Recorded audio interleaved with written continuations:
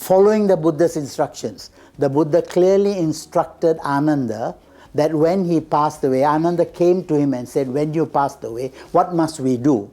And the Buddha said, you must cremate me in the way that a Chakravartin is cremated, meaning a world ruler, a Chakravartin. A world ruler is cremated in the following manner. First of all, there are 3 coffins. His body is first wrapped up in cotton wool.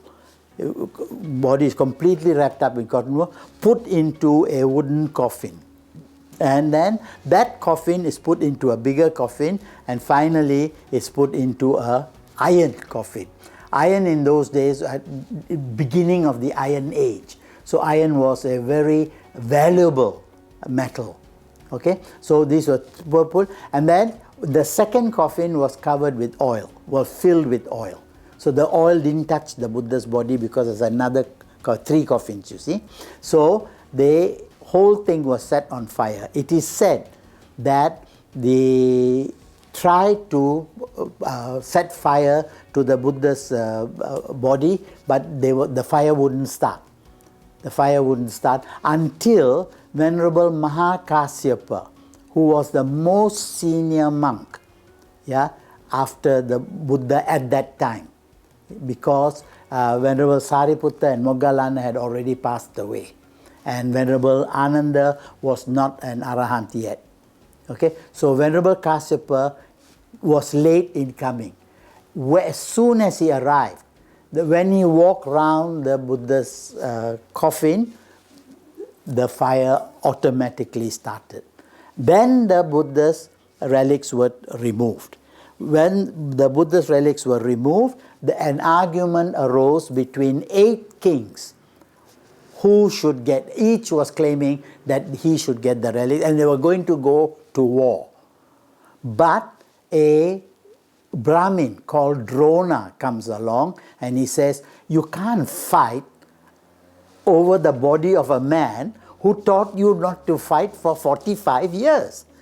You're making nonsense of this. Let me be the arbitrator. I will divide up.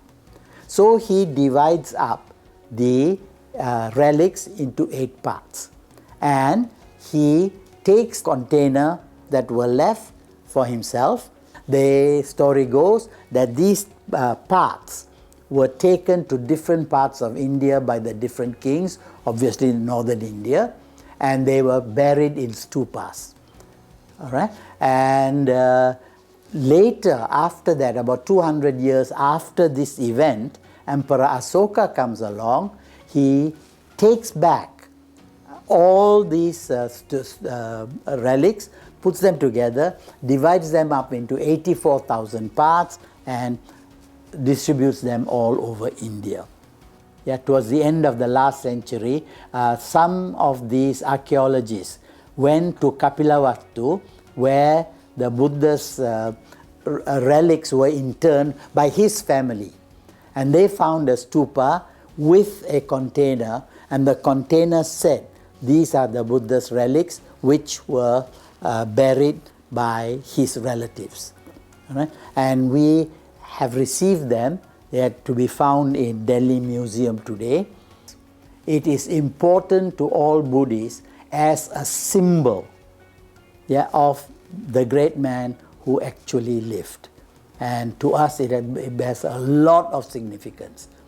And people pay a lot of shraddha, a lot of faith. It has nothing to do with your spiritual journey, but it certainly has a lot to do with your devotional well-being. So we have relics all over the world today.